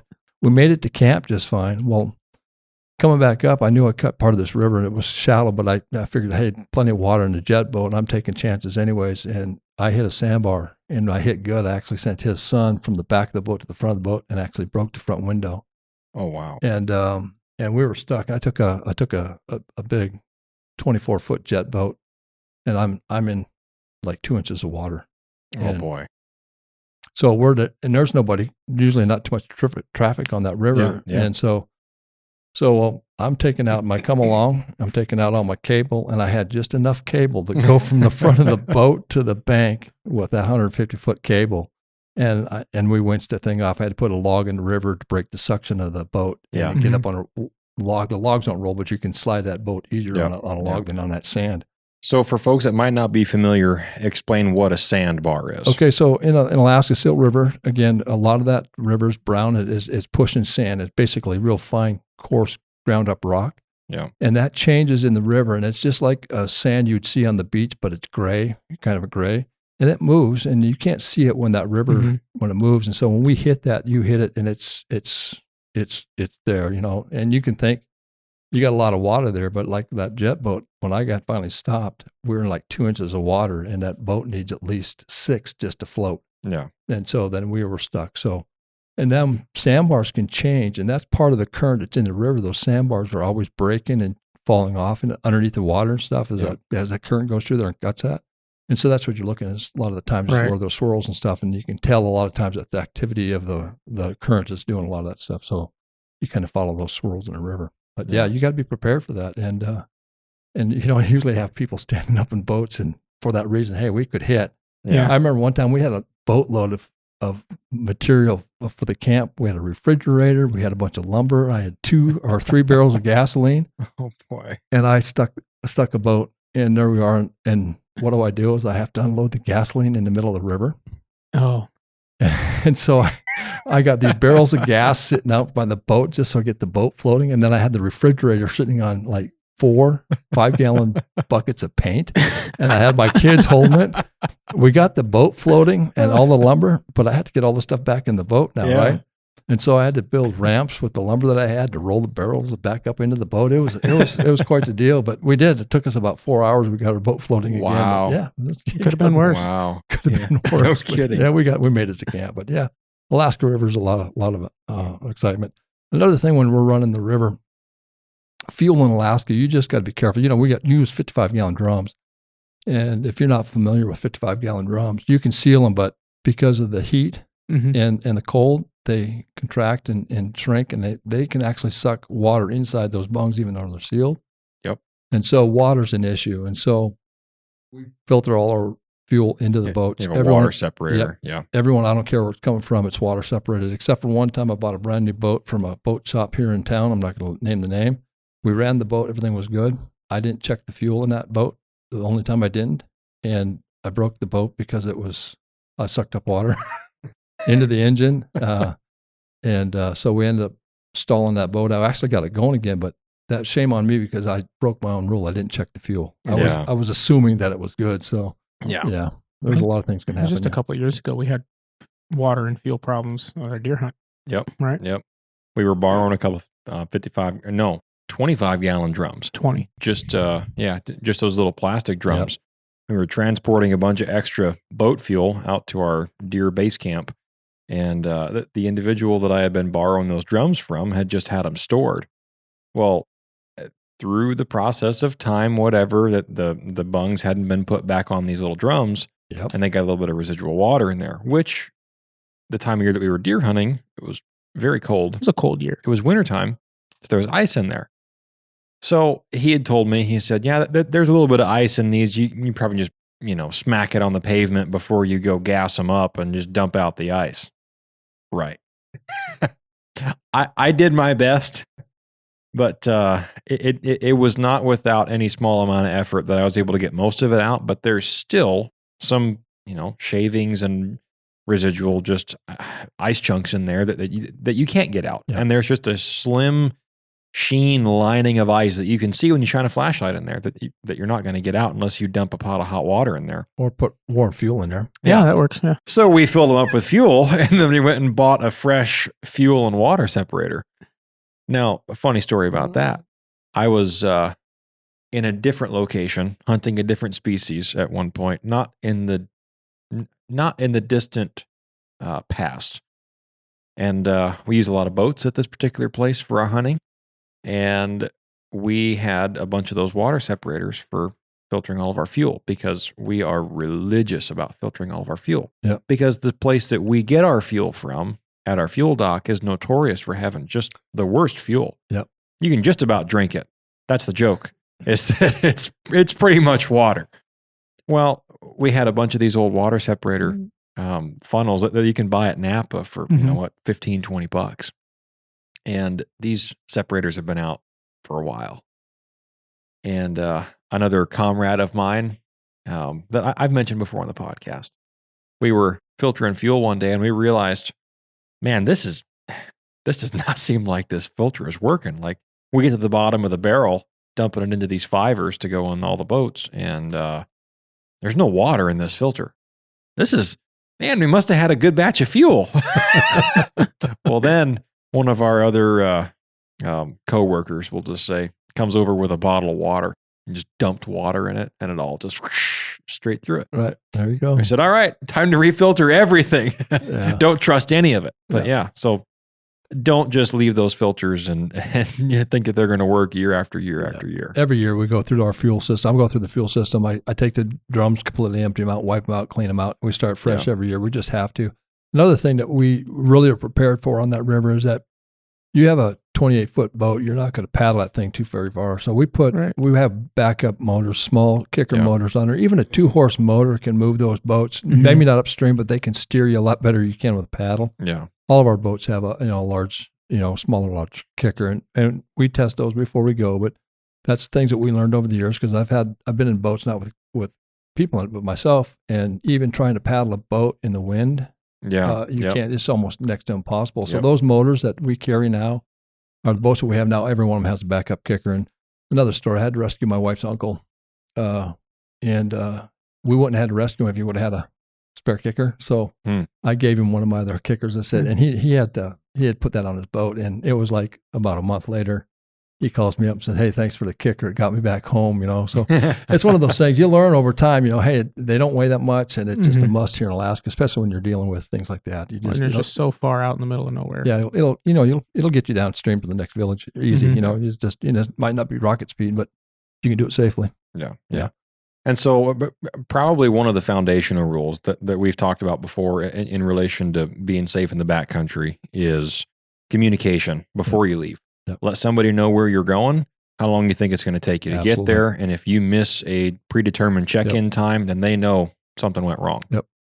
Because let's just say worst case scenario, that inReach got wet and it wasn't waterproof as advertised, right? That can happen. It's electronic. It could fail. So you need to know that you have the assurance that, hey, I already let cousin Joe know back in Fairbanks before I left to go down the river that I was going to be at my destination at Moose Camp, say, by dark tonight, and that I was going to text him within 2 hours of dark that I had made it safely. Right. And if I don't check in, then I know tomorrow morning he's going to be in the river headed my way. At least by tomorrow morning, so that you at least have that hope of a second line of communication. That's very important. It's like, aircraft, you file a flight plan. You need to do the same thing when you're on the river. You tell people where you're going and what route you're going to take and stay on that route. A lot of times people get in a situation, well, they take a different route and didn't tell anybody. Yeah. And we spend all that effort looking on one part of the river, and they're actually in another subsidiary, if you will, a slough that's way out in the middle of nowhere because they decided to do that. Again, back to communication. If you're going to change it, hey, we're good. We're now going to go up and or let somebody know where you're going to be. I mean, because Alaska is huge. It's just, you're not, lots of variables. Every once in a while, when I'm going about my day, working, whatever, I'll get a random text, maybe from an inReach. Mm-hmm. This may happen once, twice a year, from Dalton, and he's saying, "Hey, the area I'm in. This is where I'm going instead of where I was planning," or perfect, that kind of thing. And I'll do the same thing to him just randomly think, hey, I should send a message, either to him or if my dad knows the area, I'll send it to somebody who knows the area. Like, hey, this is what I was doing. This is where I'm at. Perfect. Yeah. Or if I don't know where I'm going and I'm just going to head back into an area by myself that I've never been before, once I get there, I'd let them know where I'm headed. But then once I get there, I set them a waypoint. Like, hey, this is where I camped. Yeah, I shouldn't be too far from here if you don't hear from me. Right? Yeah. So it's so important because literally, you have to do a search and rescue. You want to know where to start. And, that communication is absolutely important. Something else to caddy off of too is when that story happened to me earlier on as a teenager.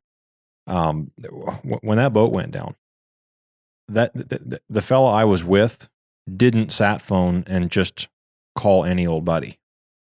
He called somebody that had a boat that he knew could get to where we were. Right. Because I mentioned before, we were in some skinny stuff.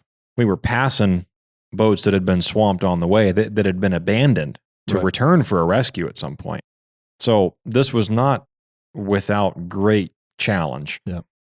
At one point, we had to push that boat over a log jam ramp almost a quarter mile over a gravel bar.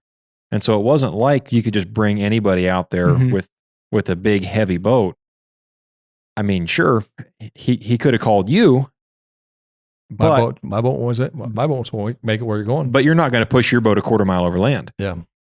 So he already had somebody in mind that he knew was capable of getting out there. And that goes for the same thing. Mm-hmm. If you get hurt in sheep country and you're not on a spot that you think that you need a helicopter rescue, well, you need to have somebody in mind that's fit enough and has the right equipment to get to you to help you get out. Yeah. If your sheep is too heavy to carry out by yourself and you need a hand getting it out of the woods, I've heard of that happening before too. And that's there's nothing to be ashamed of with asking for help, right? Especially when it comes to if I carry this, I might be able to, play macho and do it. But you also might trip and fall down the mountain and break your ankle or something stupid that you could have avoided by just texting a friend and saying, hey, I could really use an extra back on this hunt. But also having a four-wheeler rescue partner. Yeah. I have a four-wheeler that can probably get to pretty much anywhere you can and vice versa. Right. If I get in a bad spot, I've got a lot of friends that own four-wheelers, but Mariah's going to be my first phone call because I know he's going to get there. And he knows that if he texts me, I'm not going to stop if I get halfway there and run into a big mud hole because, I'm not going to wonder if he's on the other side of it. I know he's on the other side of it because he and I have done enough stuff together. But having the trust in a partner like that to come out and help recover your bad situation, because I think we said this in the last episode, there are a lot of situations that happen in Alaska every year that are front page of the newspaper worthy, that never make it to the news because they didn't go tragic. They were able to be resolved because somebody already had a plan. Right. If they didn't have a plan, that story could have gone much, much, much worse. Oh, yeah. So having that prepared ahead of time is oftentimes going to be what gets you out of it. So one more thing I want to talk about is motors. Boats are notorious for having problems when you least expect it and when it's the least convenient. I've always been told BOAT is an acronym for break out another 1,000. That's a good acronym. So talk about what you carry for a toolkit, what you need to be able to fix on your own without somebody else with you, possibly in the dark, maybe stuck out on a sandbar somewhere. What basic tools do you carry and why? And maybe an example. Sure, I can give you a couple. I can go old school. So some of the older boats that before the big electronic came, I mean, you could actually take a piston out and still make it home on 3 pistons out of a 4-piston motor if you know what you're doing. It's not going to sound real good, but you can limp home or limp to a village. Yeah.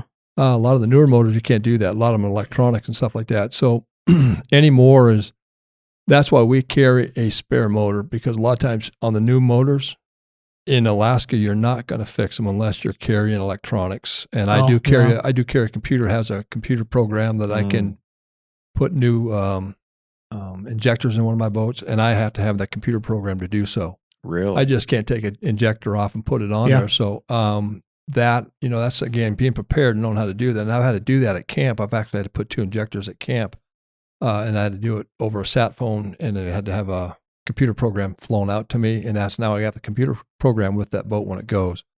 I also have spare injectors, but that's kind of because of the nature we're in.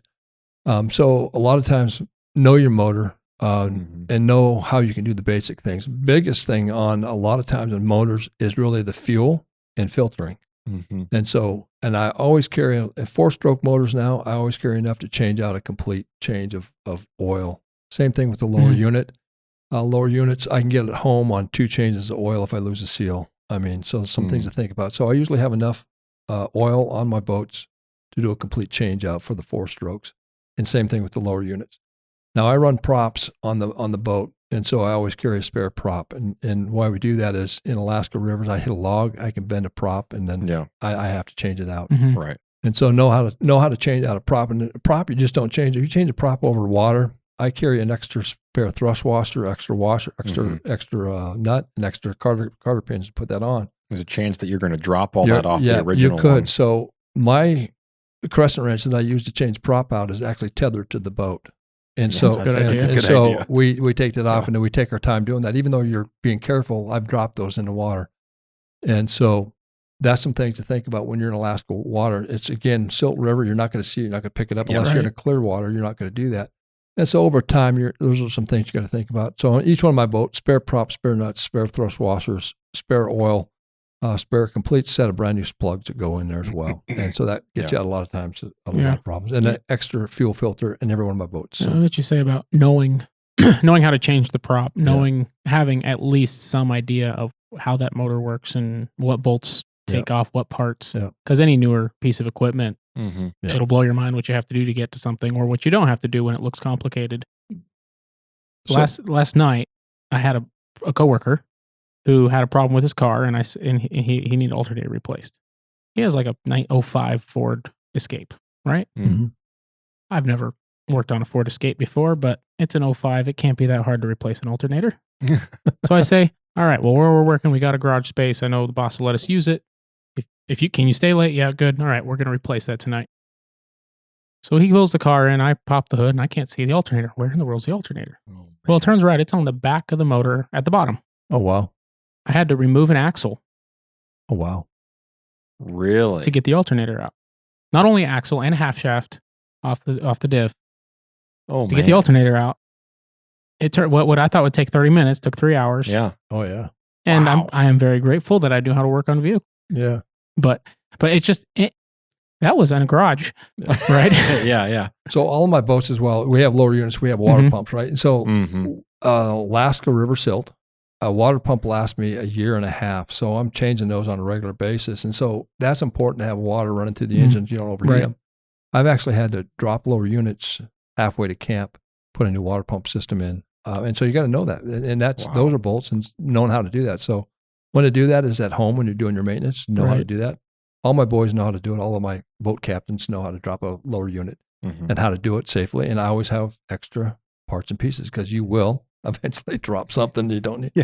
And another thing you realize, you just don't use any carter pin to hold that shaft on. Stainless steel, because if you don't use stainless steel, you'll find out you'll lose a prop pretty quick. Don't ask me how I know that, okay? So back to just knowing some basic things, right? Yeah. Absolutely. Yeah, there's There's a few different fellows that we could, I'm sure, all of us come up with names for that have had to get parts flown in, just like you said, via Super Cub. Yes. That, hey, help me, I'm stuck. Yeah. I'm on the gravel bar out here. I made it somewhere. At least I'm in a decent camping spot, but I got a problem and I'm not going to make it back to town. Mhm. And so, having those emergency connections. But, being able to self-diagnose, but being mechanically knowledgeable enough to figure that out in the field and realize that this is what's going on, this is what I need to fix it, and, just being able to call for the right help. Yeah. Well, those are all great stories. I'm sure we could go on for a long time, but I think that's really what we wanted to cover for today. So thanks for coming on to talk about, probably a little bit, some of our heavier topics, possibly. Perhaps A little bit of backcountry safety and some bad situations that could have been a lot worse if you hadn't had a cool head about it and just kept on doing what you knew how to do. So, thanks for coming on the show. We appreciate it. Thank you for your time. You bet. And we'll have to have you on again sometime when you shoot a moose bigger than Jeff Day. There you go. With a pistol, right? Jeff loves to talk about his moose. Yeah. We might be able, that one wouldn't be as hard to beat, right? I don't know. What was his pistol one?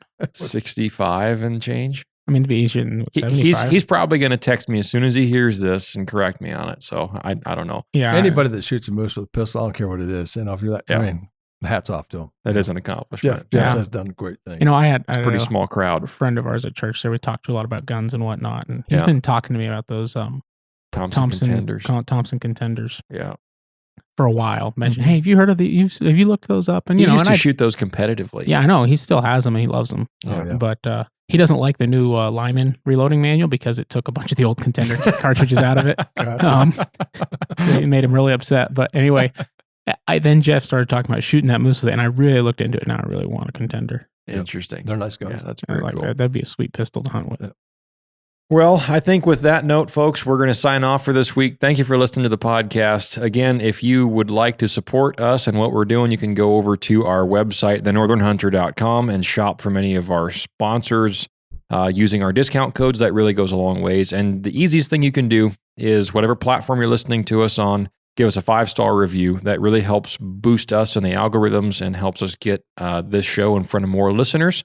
And then also you can just share it word of mouth or just text the link of this show to any of your friends that you think might be interested in this kind of content. So a 5-star review, and then leave us a review on Apple iTunes platform or Spotify as well. I think Spotify is a little bit different as far as written reviews, but anything you can do, positive feedback goes a long ways. And then once again, our favorite kind of feedback is via the email. If you go to the Contact Us button on our website, you can send us a direct email that we will all see here at the podcast. That's right. And you can ask questions. We have a lot of folks that ask questions about different hunting trips in Alaska, different deer questions, ballistics. If you have a question about hammer bullets, you can all send that through that email link. And if you also just want to hear something mentioned on the podcast, if you have a question about hunting up here that you want us to answer, even if we don't have the answer, we'll find somebody that does, and we'll bring them on and talk about it. So without further ado, we'll see you guys next Monday. Thanks for listening to the show. And until then, get out there, get after it, and good luck.